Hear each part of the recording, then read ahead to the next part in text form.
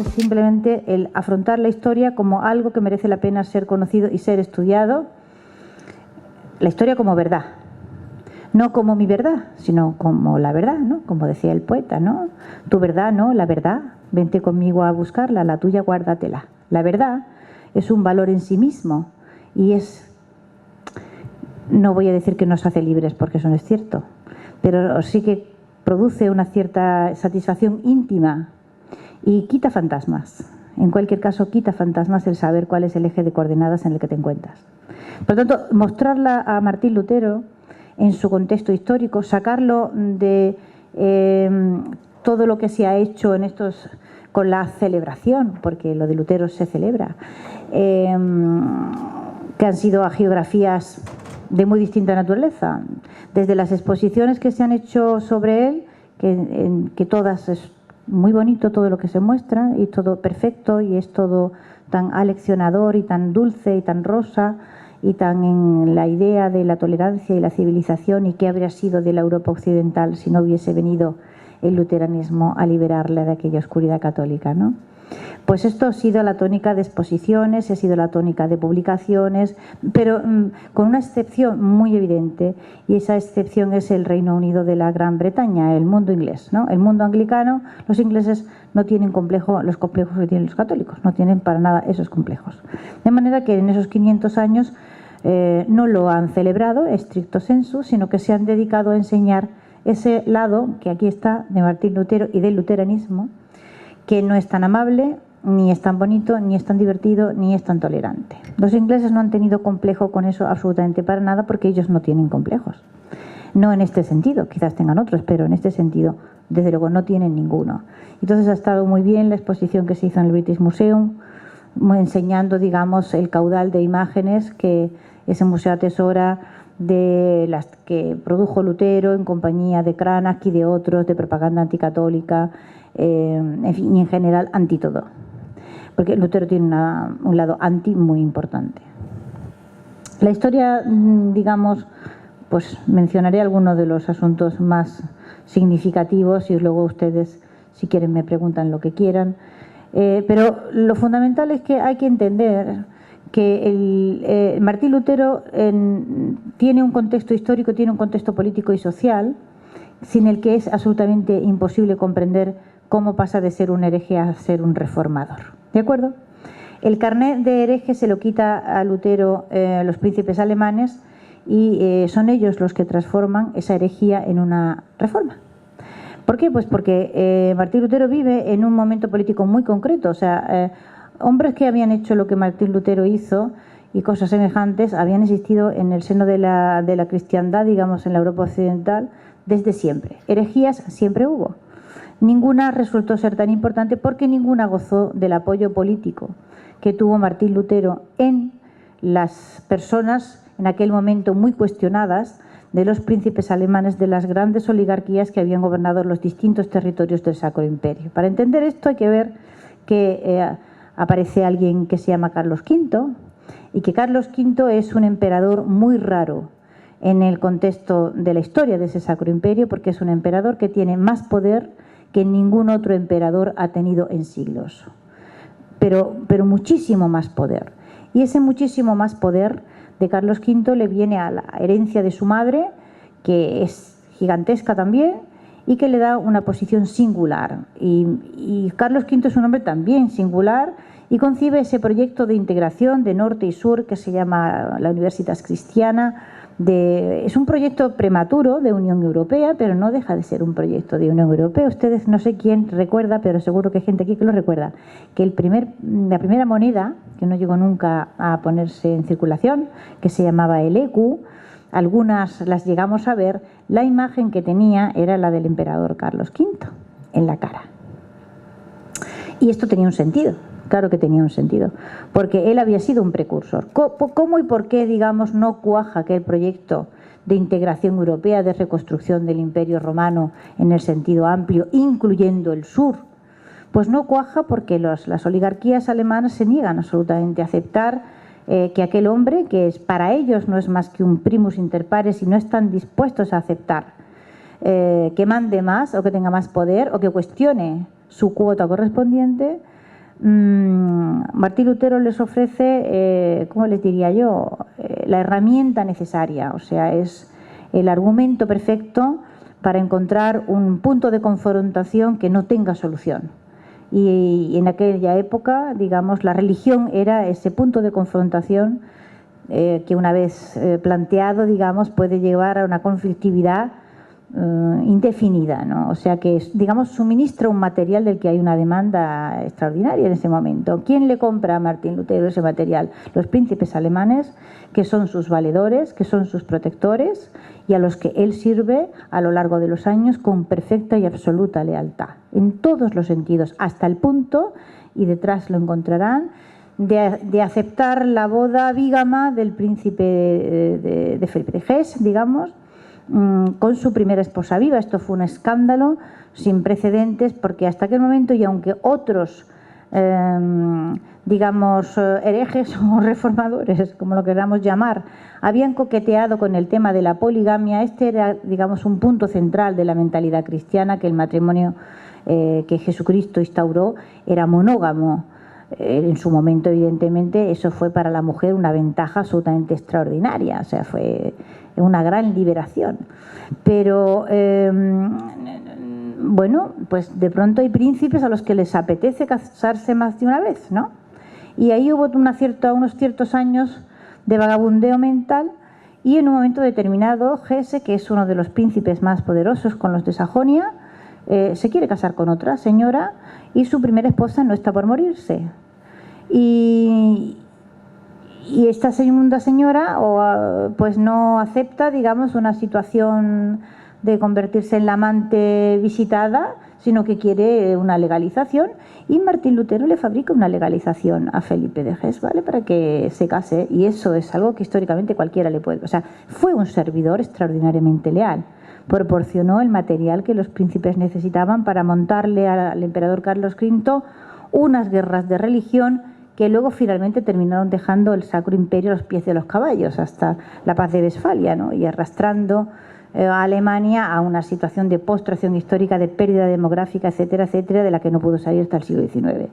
Y claro, contar esto como una alegría, o como una liberación, o como una prosperidad, o como una tolerancia, pues es muy, muy necesario proceder a grandes dosis de maquillaje y de acomodación de hechos del pasado, para que nos haya quedado a todos en el cerebro que lo que ocurrió con esa herejía que se transformó en reforma fue algo bueno para muchísima gente, o que vinculado al movimiento luterano y a otros movimientos heréticos en el mismo sentido, lo que le vino a Europa fue una gran liberación. No, antes de venir la gran liberación, que vino en general para todos, lo que vino fueron conflictos que dejaron miles, cientos de miles, y yo diría que millones de muertos en la Europa occidental, que produjeron una crisis demográfica grandísima, y que, a fin de cuentas, bueno, en el caso muy concreto de los territorios del Sacro Imperio, o sea, Martín Lutero, y lejos no se puede, o sea, no se puede llevar la explicación a otro sitio,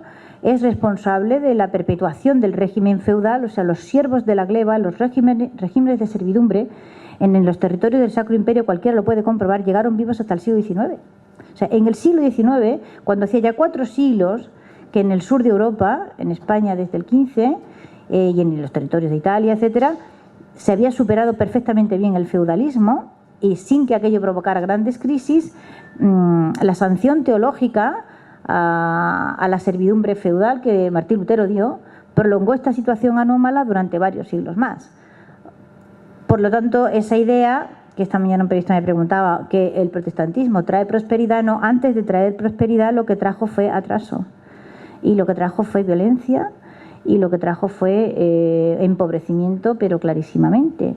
Luego, ese vínculo que lo tenemos todos en la cabeza, y ya desde la publicación del texto de Max Weber ya nadie más se lo ha vuelto a cuestionar, ¿no?, que el protestantismo es la causa de la prosperidad económica, mientras que el catolicismo es la causa del empobrecimiento, implica unir, reacomodando épocas y tiempos, causas y efectos, para producir una relación que es completamente desquiciada desde sus orígenes, en el sentido de que, bueno, si el catolicismo es causa de empobrecimiento, no tiene sentido que en el 1500 los territorios del sur todos debían ser igualmente ricos, ¿no?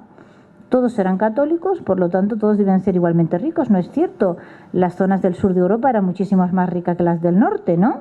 ¿Y cuál era la causa del catolicismo? Es decir, la concurrencia de determinadas corrientes históricas o de determinados momentos con otros factores no significa que necesariamente sean causas y consecuencias, ¿no? Porque si la reforma, llamémoslo así, es la causa del... pues la riqueza tendría que haber venido de una manera más o menos inmediata, ¿no? Y en 1700 los territorios del Sacro Imperio son muy pobres y en 1700 casi todos los territorios protestantes son extraordinariamente pobres. Entonces, si esa es la causa, tendría que haberse producido antes, ¿no? En fin, ahí tienen ustedes ejemplos, pues desde la propaganda a favor del luteranismo hasta las muertes, digamos, de persecución religiosa, no solamente contra los católicos, sino de las distintas facciones protestantes entre sí, que se mataron con verdadera hazaña e interés, ¿no? Y ese mapa precioso, que durante un tiempo fue muy conocido y popular, y que hasta cierto punto fue la imagen del proyecto de Europa Unida de Carlos V, en el que Europa se llama la Europa Regina y aparece Europa representada como una reina. Si se fijan ustedes, el norte está abajo y el sur está arriba, y la cabeza es España. De ese mapa hay versiones por toda Europa. Carlos V lo promocionó y se transformó en una imagen que puede ser en las grandes bibliotecas europeas, lo tienen ustedes aquí, en la Biblioteca Nacional, pero también en la Nacional Francesa y en el British Museum, y en cualquier gran biblioteca que tenga una cierta antigüedad hay geografías en las que aparece ese mapa tan significativo. En la parte de atrás hay distintas imágenes relacionadas con la propaganda protestante y con ese mundo dual, según el cual, digamos, en el lado protestante lo que hay es orden, hay modestia, hay organización, hay laboriosidad, hay decencia, hay limpieza, mientras que en el mundo católico lo que hay es suciedad, torpeza, etcétera, etcétera, ¿no? No sé si los presentes me quieren preguntar algo. A mí me gusta hablar con la gente, pues será por los años que me he dedicado a la enseñanza. Si les parece, podemos entrar en un diálogo en el que ustedes me pregunten lo que más les interesa. ¿Alguna consideración sobre Lucas Cranach, pieza fundamental para el desarrollo mediático del protestantismo? Hay un artículo muy estupendo por ahí que se llama "Cómo Lutero se transformó en viral", ¿no? Y el proceso de viralización, perdónenme la palabra tan fea, tiene mucho que ver con el talento extraordinario de los Cranach, el padre y el hijo, y de su taller. Y es que Wittenberg se transforma con la protección del príncipe Federico y luego el príncipe Juan de Sajonia, que eran riquísimos. O sea, después de la confiscación de todos los bienes de la Iglesia, pues imagínese la riqueza absolutamente inconmensurable que tienen ahora mismo los príncipes de Sajonia. Wittenberg se transforma en un taller propagandístico y están extraordinariamente bien pagados. Bueno, los Cranach dirigen, la empresa, pero aparecen por Wittenberg y saben que van a ser bien pagados y que van a tener mercado, grabadores, impresores, etcétera. Es un mundo, es un pequeño mundo en ebullición, digamos, y lo que está apareciendo en este momento en Europa es algo inédito, pero que deberíamos estudiar. O sea, realmente está apareciendo el taller propagandístico, está apareciendo, digamos, la propaganda estructurada y estudiada para producir unos efectos a partir de determinados fines. Y en ese sentido no me bajo del burro. O sea, es un genio Martín Lutero. Supo rodearse de la gente adecuada, supo... algunas de estas imágenes, por muy terribles que puedan resultar, son espectaculares. Uno las ve y ya no se te olvidan jamás. Y evidentemente las ideas asociadas a esas imágenes que entran por los ojos de esa forma y que se quedan en el cerebro, tiene una potencia absolutamente formidable. O sea, con modestia también hay que... O sea, el hecho de que los españoles hayan demostrado una torpeza, no sé si llamarla genética o mental o no sé cómo llamarla, porque después de 5 siglos teniendo enfrente cómo hay que hacer las cosas, no haber aprendido nadie a hacerlas, es un mérito también, ¿no? Quiero decir, ¿son más tontos los españoles que los demás? No, digamos que no. Entonces, esta incapacidad absoluta, porque es para estudiarla, yo le he hecho mucha pensada a esto y no acabo de encontrarle una explicación. Es decir, que después de cuántos siglos de ver cómo funcionan estos mecanismos propagandísticos, los pueblos católicos hayan sido incapaces de absorber el funcionamiento, y de entre los pueblos católicos el español ya es una cosa absolutamente patética, la manera en cómo se maneja con algo que tiene ya 5 siglos de antigüedad, y la última crisis hemos tenido ocasión de ver, bueno, ¿qué les cuento, no? Todo el mundo sabe a lo que me refiero, ¿no? Otra vez y más de lo mismo, pero a gran escala. O sea, hay que ser humilde y estudiar la gran creación luterana, que no es la Reforma, la gran creación luterana, que es la propaganda, y a Lucas Cranach, digamos, como el capataz de aquel montaje grandioso, ¿no? Es una historia fantástica. Yo no lo digo sin ironía, la admiro profundamente, vamos. Me gustaría saber qué opina usted de Jacob Brugger.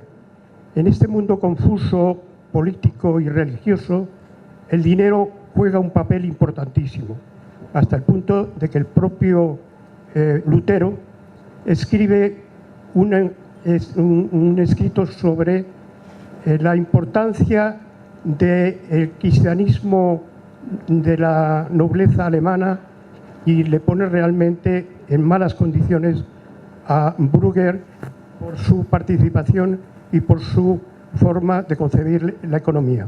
Que los bandazos ideológicos no, que si las ideas que encuentra uno defendidas en un año, 6 años después o 7 años después, o sea, encontramos, pues los sacerdotes deben llevar ropas talares, pues no deben llevarlas, o hay que ser célibes y pues después no hay que ser célibes, y nos salvamos por la fe y después no nos salvamos por la fe y después otra vez nos salvamos por la fe.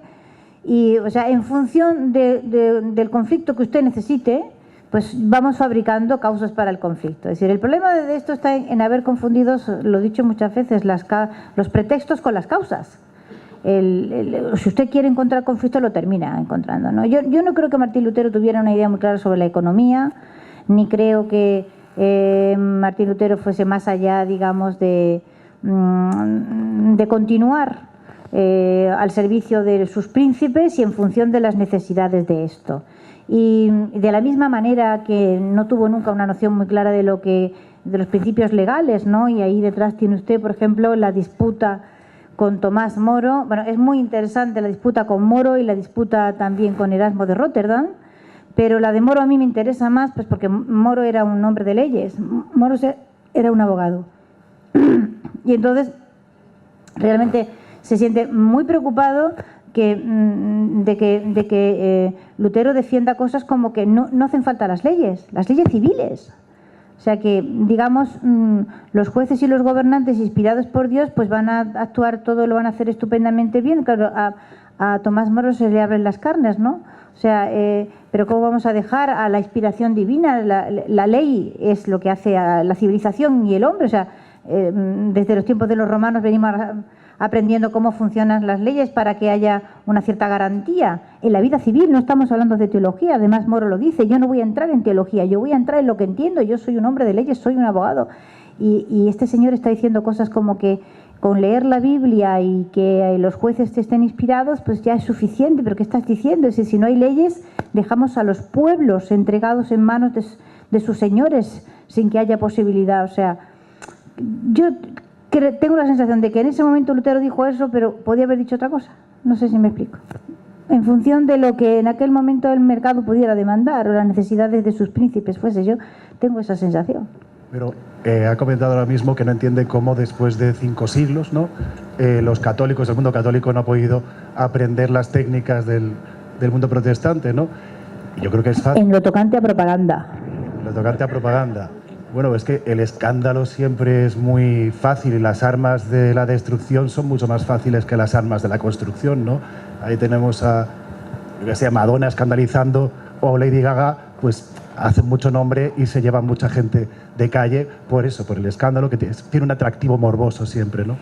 Bueno, lo que ocurre es que la realidad es la realidad.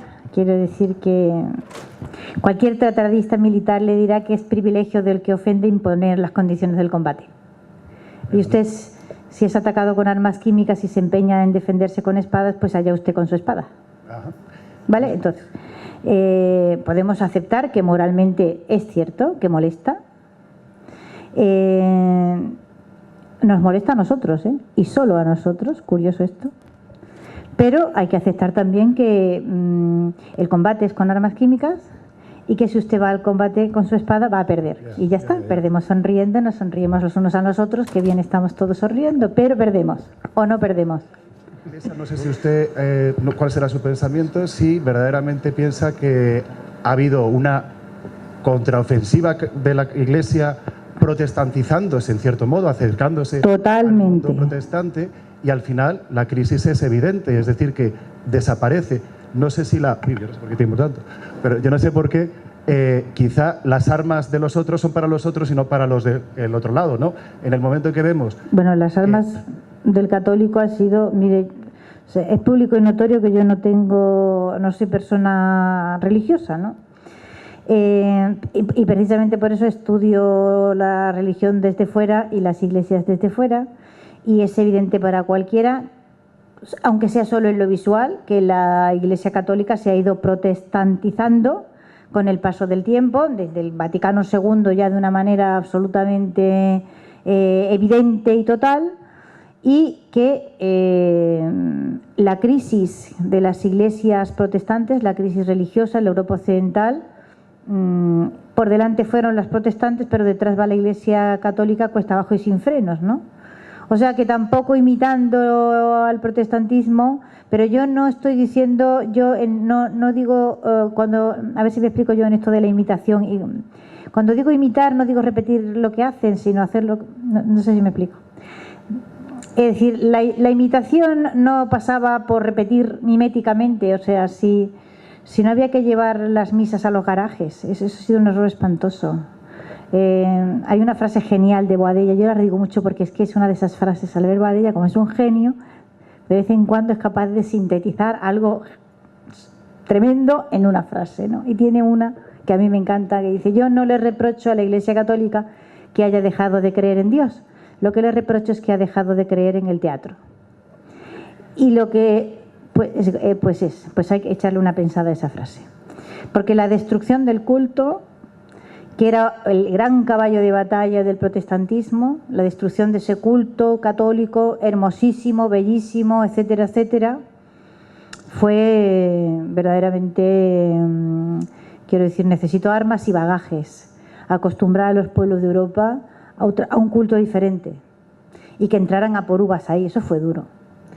Y que el Concilio Vaticano II después procediese él solo a esa destrucción, ya sin necesidad ni siquiera de invitación, pues es una... Pero yo creo que las cosas son síntomas más que causas. Yo creo que el Concilio Vaticano II no es la causa, yo creo que el Concilio Vaticano II es la consecuencia de andar con la moral tan baja como han andado los pueblos católicos más y más desde el siglo XVIII y desde el siglo XIX. Y entonces hay un momento en que cuesta abajo y sin frenos, pues estás dispuesto a cualquier cosa con tal de parecerte a los buenos, porque está claro que tú no eres de los buenos. Me gustaría que nos explicara esa lámina, que me parece bastante importante.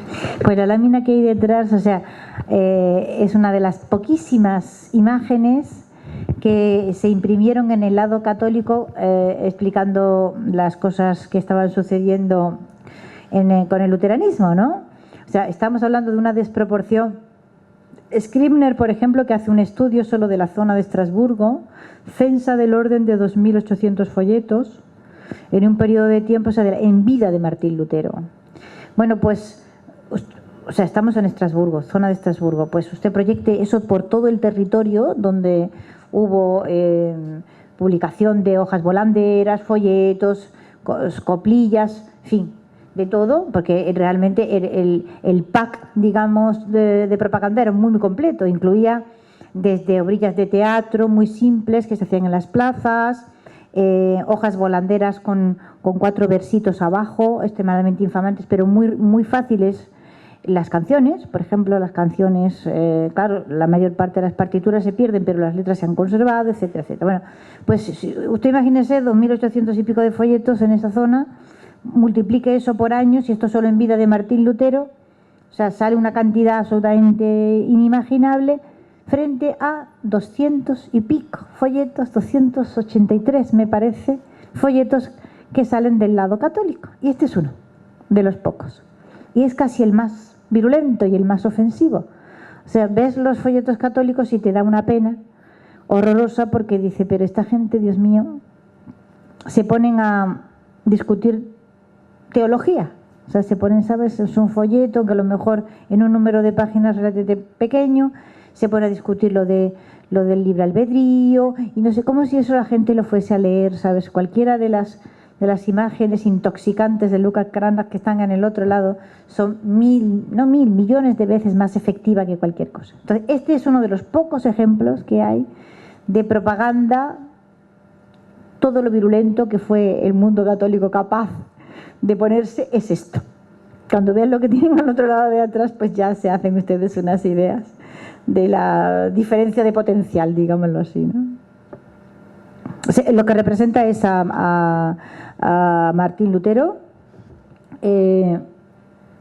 arrastrando los bienes de la Iglesia, ¿vale?, en una carretilla, y detrás va su mujer, que fue monja, Catalina de Bora, con el perrillo.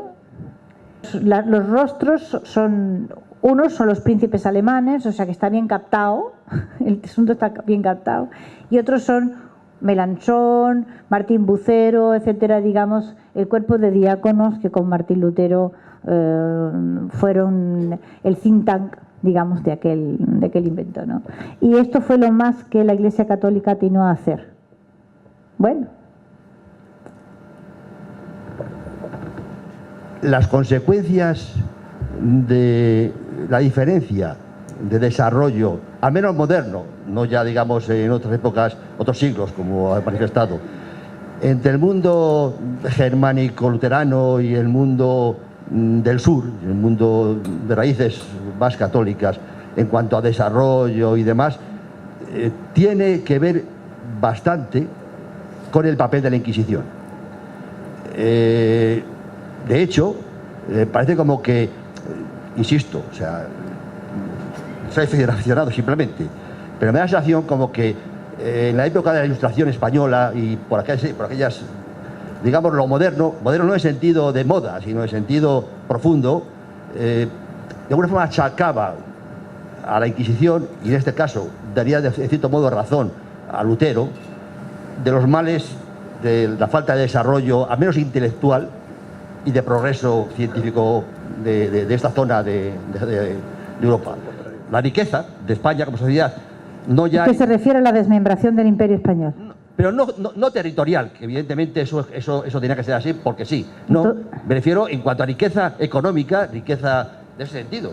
¿Pero en qué año, en qué siglo, en qué momento? En el siglo XIX, por ejemplo. En el siglo XIX. Por ejemplo. En el siglo XIX, evidentemente, esta tierra, como todas las que formaban parte del Imperio Español, atraviesa por un periodo larguísimo de conflictividad, que es algo que cualquiera que estudie las vidas de los imperios sabe que sucede cuando un imperio se desmembra. Váyase usted a los Balcanes, por ejemplo, y verá que no han conseguido estabilizar los territorios desde que el Imperio Austrohúngaro y el Imperio Otomano se vinieron abajo. Todos los territorios, eso es la Edad Media en Europa Occidental.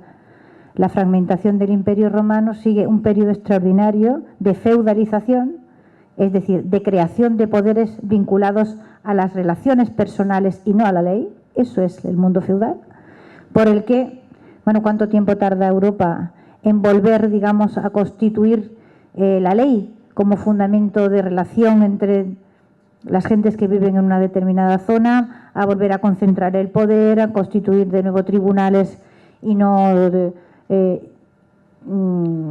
privilegium, leyes privadas, ¿de acuerdo? Y eso no tiene nada que ver con la Inquisición, en absoluto. Es decir, la Inquisición es un fenómeno, si yo tuviera que definirlo de alguna manera, es la domesticación de la intolerancia religiosa. En el territorio protestante no la domestica nadie. Va por libre y provoca muertos en miles sin que haya juicios. Yo no sé estas cosas como es que no las hemos visto nunca, ¿no?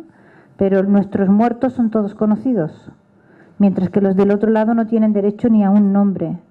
Y en cuanto a tolerancia, pues ¿qué quiere que le diga? En Suecia, hasta los años 70, los católicos no podían ser funcionarios. Si en los años 70 un protestante no hubiera podido ser funcionario en España, nos da un ataque con convulsiones. ¿Qué quiere que le diga? Es que hay cosas que son leyes y han estado ahí vigentes, las puede ver cualquiera. Google no deja mentir hoy a nadie. Y se pueden comprobar. Entonces es que nos hemos tragado ruedas de molino, simplemente, ¿no? Yo no sé si hay esperanza. Yo estoy con doña Carmen Iglesias, que me dijo una frase que desde entonces la ando repitiendo como un mantra: la lucha por el pasado es la lucha por el futuro. Todas estas cosas que está usted diciendo y que dice maravillosamente en su libro, que tengo que decir que soy su fan. Gracias. Pues yo las he mamado, tengo 46 años y nada de lo que he leído me ha sorprendido. Es decir, son cosas que yo sabía y que cuando yo tenía 14 años, a ver, no sabía todo, evidentemente, no digo que tenga una cultura tan amplia, pero cuando yo tenía 14 años ya lo sabía. Y lo que me sorprendía es que nadie más lo supiera. Yo soy profesora de matemáticas, soy física y matemática y soy profesora de instituto, como usted, y no tengo ningún pudor en decirlo en mis clases y todo el mundo sabe cómo soy. Y cuando yo llego a una clase y en la pizarra está escrito el nombre del emperador, yo pinto corazones a su lado. Así soy. No vamos a hacer pegatinas con Carlos V, ¿eh? Bueno, pues... Sí, porque pues Carlos V es un poco... Carlos V realmente representa muy mucho lo que la mentalidad de los españoles era en aquel momento. Es decir, muy abierta, extraordinariamente tolerante. No es español, se hace español y viene con un canciller que es un italiano, que había sido canciller de los Habsburgo y es realmente el que reforma el Consejo de Indias y el Consejo de Estado y lo transforma en una herramienta capaz de ser, digamos, de gobernar un imperio. Es un tío que se llama Gatinara, lo ha olvidado el mundo entero.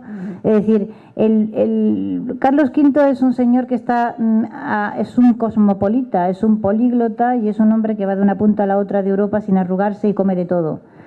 Y en ese sentido, pues los españoles fueron los únicos que fueron capaces de entender a aquel señor. Y entonces, que un español del siglo XVI, que es probablemente el hombre con la cabeza más despejada, abierta, tolerante, que te podías encontrar en aquel tiempo, haya pasado a ser como una especie de mala bestia oscurantista, pues es una cosa verdaderamente... o sea, la literatura del siglo de oro español no es por casualidad, ¿no?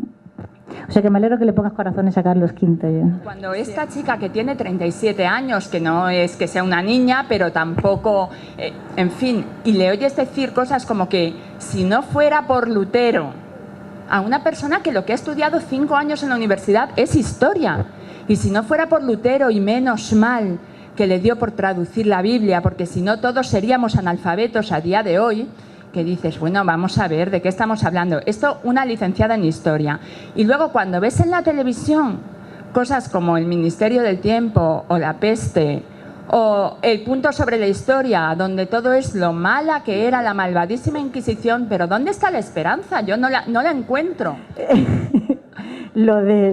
Dos cosas tengo que comentar en lo que ha dicho. Lo de Martín Lutero traduciendo. Bueno, ahí detrás tienen ustedes, es uno de los grandes iconos luteranos, ¿no? Esa traducción democrática de la Biblia y traducciones había porrillo en todas partes y hay varias.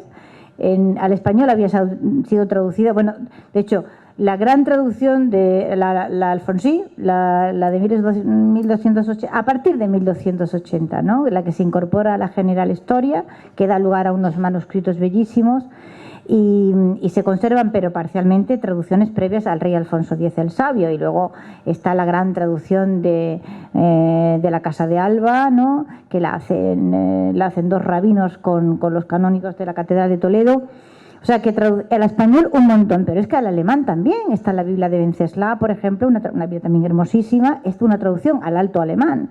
Y luego están las Biblias Pauperum. Claro, es que la Biblia era muy cara y no, todo el mundo no se la podía comprar. Y entonces lo que se hacía eran unas ediciones, así un poco en plan tebeo, para entendernos, y baratas para que la gente las pudiera tener. Ahí tienen ustedes detrás una Biblia Pauperum en alemán. Por tanto, lo que Lutero hace lo habían hecho todo el mundo muchas veces y no había supuesto ningún conflicto ni había nadie muerto por aquello. Lo que no se podía, pero tampoco en territorio luterano, era que cada uno tradujera como le diera la gana, ¿vale? Eso es una precaución que se ha tenido con todos los textos que son importantes, con los textos sagrados, pero también con Homero. O sea, no cualquiera traducía a Homero, ni estaba preparado, ni se le autorizaba. ¿Por qué? Porque era un texto muy importante, o la Eneida. O sea, que los textos, digamos, fundacionales de nuestra cultura, de nuestra tradición, Platón, Aristóteles, etcétera, a cualquier pelagatos no se le autorizaba a imprimir eso era de cajón. Y entonces tampoco en el territorio luterano ni en el territorio protestante se ha podido traducir la Biblia como le ha dado la gana a cada uno. Eso es evidente. Por tanto, tenemos una especie de descomposición factorial de los elementos en los que lo ocurrido muchas veces se transforma en algo absolutamente excepcional, no se ve por qué, y lo que, dependiendo de dónde ha ocurrido, adquiere un valor u otro, ¿no? Es una cosa totalmente... Bueno, ya está, ahí está detrás, punto, la puede ver el que quiera. Y lo de la universidad, hija mía, ahí nos duele. Vamos a ver, la universidad ha ido desde que el régimen autonómico se impuso en España, convirtiéndose en la trinchera de las versiones de la historia de España que se escriben para justificar la existencia de las autonomías. ¿De acuerdo? Y entonces esto ha ido a más y más y más, hasta el punto, digamos, de que, claro, lo que sale de las universidades termina plasmándose en los libros de texto. A modo así de comentario inocente diré que el 85% de los libros de texto se imprimen en Barcelona y etcétera, ¿no? Y entonces, evidentemente, ese es un frente tremendo, o sea, ese es un frente de reconstrucción que va a costar muchísimo tiempo de volverlo a encauzar, porque lo que tenemos es, pues, libros que ustedes aquí estudian, la flora y fauna de Madrid, que es fascinante, y las cuencas de los ríos, que desde los tiempos del catapún chin chin ya estábamos de acuerdo en que había que estudiarlas como un todo unitario, pues ahora las hemos fragmentado y cada uno estudia un cacho de río. Y nadie estudia el río completo. Quiero decir, vamos a ver, que esto es un disparate total y que este disparate total está argumentado pues porque cada autonomía gestiona una cantidad enorme de dineros y cada uno se ha atrincherado en ellas dispuesto a disfrutar de su pequeño taifa a como dé lugar, y entonces o sea, es un problema muy serio, no el de Cataluña, sino el de la estructura territorial, que es muy grave, y como todo el mundo que busca una justificación política tiene el mal gusto de ir a la historia a buscarla, pues ha habido que ir reconstruyendo. O sea, yo hablo de mi territorio, ¿no? Y a nosotros pues se nos ha llenado Andalucía de lunas moras subvencionadas de repente, y salen de las universidades unos textos que dan pánico, porque parece que nunca nos invadieron los moros, sino que lo que nos invadieron fueron los españoles, bendito sea Dios. ¿Y por qué? Pues porque ese es nuestro hecho diferencial. O sea, nuestro hecho diferencial es al andaluz. Luego teníamos que construir un al-andalus mitificado, ¿entiendes? Esto era maravilloso, todo eran chorrillos de agua, ¿entiendes? Y una cosa estúpida, y jardines, y estábamos todos viviendo en Alhambra. Hasta que llegaron esos bárbaros castellanos, ¿comprendes? Y se acabó la diversión. ¿Qué vamos a hacer? En fin, esto hay que echarle sentido del humor, porque como no nos riamos, sucumbimos a la desesperación. Y eso, amiga mía, no. La desesperación es mala consejera. Ahora mismo, digamos, como los movimientos, esto que estudia la teoría del caos, ¿no? Que empiezan las espirales a funcionar. Bueno, esto hay que dejarle su tiempo de fermentación, y hay que el español es lento de reacciones, ¿vale? pero demuestra una capacidad de resistencia absolutamente fenomenal. O sea que esto tardaremos, pero no hay que no cunda el pánico para nada, porque entre otras cosas, si tú decías, no, es que no hacemos ninguno nada, no, hacemos todo, porque esto es, digamos, ¿qué es lo que ha impedido que haya habido males mayores, considerando que tenemos una clase política que en general, ¿vale?, vive en una realidad paralela? Pues esa especie de cuerpo de resistencia. O sea, en Cataluña no ha pasado nada más serio, precisamente a base de esa gente a la que no se ve y que no hace más que el Facebook y el WhatsApp y no sé qué. Bueno, pero ahí están ahí. Intenta atravesarlos y te das cuenta de que no son tan fáciles de atravesar, a pesar de que parecen invisibles. Es un arte eso, ¿eh? No lo tienen los luteranos.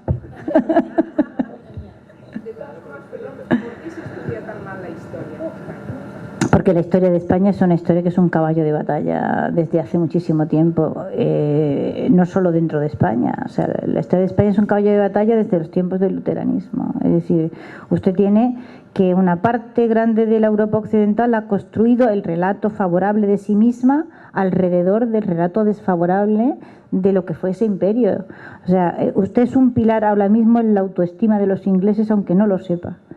Nadie va a hacer, yo no hago más que decirlo, por favor, que alguien haga, porque no me da tiempo a todo, una tesis doctoral sobre la hispanofobia en los libros de texto. Entonces usted se encuentra cosas absolutamente fantásticas en los libros de texto, no los españoles, eso por supuesto, pero los ingleses, por ejemplo, en el libro de cuarto, con 9 años, de cuarto y primaria, en un libro, digamos, que es algo así como ¿cómo se llama esto?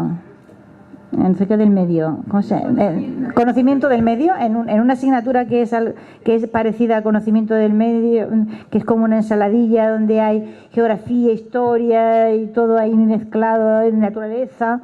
Bueno, pues en ese libro de conocimiento del medio, entre la explicación de los climas y la diferencia que hay entre el espacio habitado y deshabitado, la ciudad, el campo y el campo cultivado o no cultivado, en medio está la invencible.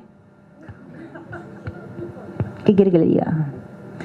Y las 2 páginas, dedica 2 páginas estupendas. Es uno de los libros más populares que más se venden para cuarto de primaria. No dice ni una sola verdad. Ni una. Y claro, como ocurrió con eso, hay un editorial del Times que es genial. Cuando Geoffrey Parker publicó su trabajo sobre la Gran Armada, y el editorial del Times salió después de la presentación del libro, y era muy sincero, me encantó, ¿no? Está fenomenal, porque dice, nos da exactamente igual lo que diga Parker. O sea, para los ingleses no importa absolutamente nada cuál fuese la verdad de lo que allí ocurrió. Lo importante es lo que mentalmente nosotros hemos hecho con eso. Más razón que un santo. O sea que no es solo un problema que la historia está mal contada en España, sino que es que está mal contada y luego ya nosotros, en nuestro, digamos, pequeño problema particular, se ha convertido la historia de España en un campo de batalla ideológico. Y como el campo de batalla ideológico ha tenido siempre ese matiz, que un poco también se da en el resto de la Europa occidental, pero en el caso de España es muy claro, que las tendencias centrífugas se apoyan en ese relato nefasto de la historia de España para justificar la destrucción del país, ¿no? Y entonces esto hace un daño enorme aquí, ¿no? Y es increíble que con ese lastre que venía del 19, yo no sé cómo llegamos a la transición, yo era muy chica, yo no me acuerdo, pero no puedo comprender, o sea, el poco aprendizaje sabiendo lo que ya había ocurrido una y otra vez y en qué peligros esto había puesto al país, crear una estructura territorial que sirva precisamente para que en ella se atrinchere todas las tendencias disgregadoras que hay en el país, porque el problema que España tiene ahora mismo es que los recursos del Estado están puestos al servicio de aquellos que quieren la destrucción del país. Es un disparate. Quería preguntarle qué le parece la acogida que da Escotado al relato protestante. En cierto modo, un poco escéptico, pero sí lo acoge cuando habla del pobrismo. Luego, ¿qué nos puede decir de la Andalucía romana? ¿La qué? Romana. Romana. La que no es mora. Bueno, yo estoy trabajando ahora sobre Max Weber y los enemigos del comercio, ¿no? Porque me interesa mucho esa construcción ideológica que a partir de la publicación del libro de Weber es que ya no hay quien discuta que existe un vínculo por la base, un vínculo moral y un vínculo casi telúrico entre el desarrollo del capitalismo en su versión más próspera y el protestantismo. Y Escotado eso no lo cuestiona. Y pienso que es algo muy cuestionable. O sea, sí, creo está el que libro de Novak y el de Fanfani. ¿Perdón? Está el libro de Michael Novak que se llama como el de Weber, pero la ética católica. Y luego el de Fanfani, el catolicismo en la génesis del capitalismo. Sí, pero verá usted, hay varias... Es que esto es muy difícil de explicar aquí en este contexto. Hay un problema que tiene que ver con el desarrollo económico y las teorías económicas que acompañan a esos desarrollos económicos. Esas son dos cosas completamente distintas. Si usted las confunde, termina embrollando unas cosas con las otras, porque claro, teorías económicas tendrá cualquiera las que tenga, pero el desenvolvimiento económico que en cada territorio o en cada época se produce, eso es otra cosa completamente distinta, ¿no? Y entonces, usted no puede pensar que donde hay teorías liberales, lo que se desarrolla es una política liberal, ¿no? Usted tendrá que ver la política económica que se sigue en esos sitios y ver cómo funciona en cada caso, y luego está, o sea, ay, qué difícil es esto, vamos a ver. Las palabras son peligrosas, ¿vale? Las carga el diablo, son herramientas letales, pero absolutamente letales, ¿no? Y el liberalismo ha sido una de esas herramientas letales. O sea, creyéndose el credo liberal, los países católicos en el siglo XIX y el mundo en general aplicó políticas económicas determinadas que los, por ejemplo, creadores del liberalismo no aplicaron jamás. ¿De acuerdo? O sea, te estoy vendiendo la mercancía para decirte qué es lo bueno, pero haz lo tuyo, no. Y así, por ejemplo, pues en el siglo XIX no hay política menos liberal que la política económica de los gobiernos de su graciosa majestad británica, que fueron imponiendo a golpe de monopolio comercios en cualquier sitio en donde tuvieron poder. O sea, el gran auge de la textil inglesa en el siglo XIX se debe fundamentalmente a que destruyeron por completo todas las industrias textiles donde hubo, o sea, para que las fábricas inglesas tuvieran mercado en la India, el Golfo de Bengala, donde había un comercio verdaderamente espectacular y unas fábricas, o sea, todo el cachemir, por ejemplo, se producía ahí, fueron destruidas. O sea, si ustedes recuerdan la película de Gandhi, uno de los caballos de batalla de Gandhi es la fabricación de la tela para no comprar paño inglés. Y esto no es por casualidad, esto es porque toda la industria de la India ha sido destruida por los liberales ingleses para que sus fábricas tengan mercado. Y entonces aquí tenemos una serie de malos entendidos absolutamente colosales, que es que cuando uno llega predicando paz y amor, es paz y amor lo que está predicando y haciendo. No, cuando uno predica paz y amor, predica paz y amor. Y solo predica. Lo que está haciendo es otra cosa. Ese mundo a dos niveles, pues los católicos, mi amigo dirá que no, pero no lo entendemos. Nosotros tenemos la cabeza aristotélica y los protestantes no. Y esa disyunción entre res y verba, los filósofos que aquí me escuchan me entienden bien, entre las cosas y las palabras, es algo que a los católicos los ha desorientado de una manera extraordinaria a lo largo de... Y yo creo que es una de las razones profundas por las cuales realmente las culturas católicas se han defendido muy, muy mal en este contexto, ¿no? Eso es un problema, realmente hacen falta 300 páginas para explicar esto, es muy difícil hacerlo así, ¿no? Bueno, pues quiero yo terminar agradeciéndole al alcalde de Alcobendas que haya venido. Creo que antes no me escuchó y bueno, no quería dejar de pasar la ocasión para decirle que verdaderamente es muy valiente que se haya atrevido a colgar estas imágenes aquí su ayuntamiento y le estoy muy agradecida, ¿verdad? Sí, pero de los de verdad, no los de boquilla. Muy bien, muchísimas gracias a todos por su asistencia. ¿Me tienes que...? Sí.